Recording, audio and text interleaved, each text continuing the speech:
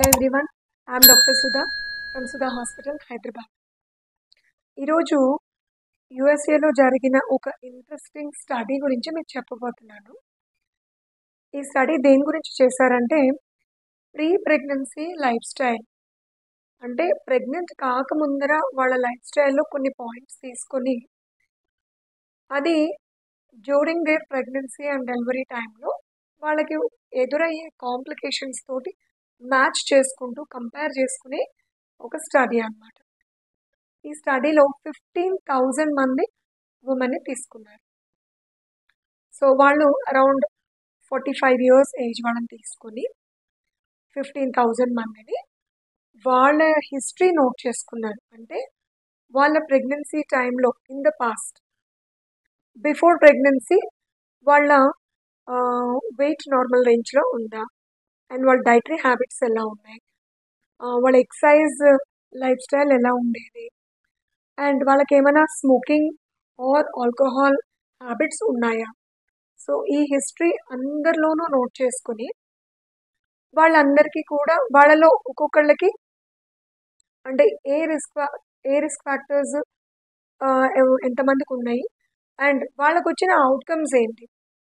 So ఆ outcomes ఏంటి అని అంటే ఎవరెవరికి మిస్క్యారేజ్ జరిగాయి అండ్ ఎవరికి ప్రీటర్మ్ బర్త్స్ జరిగాయి అండ్ ప్రెగ్నెన్సీలో బీపీ కానీ షుగర్ కానీ ఎవరికి పెరిగింది అనేవి ఈ రెండు మ్యాచ్ చేసుకుంటూ చేసిన స్టడీలో వాళ్ళు గుర్తించింది ఏంటంటే ఈ ప్రీ ప్రెగ్నెన్సీ లైఫ్ స్టైల్లో కనుక మోర్ దాన్ 3 రిస్క్ ఫ్యాక్టర్స్ ఉంటాయి. అంటే ఏంటి ఆ రిస్క్ ఫ్యాక్టర్స్? వెయిట్ ఎక్సెస్ ఉండడం or alcohol or smoking habits ఉండడం.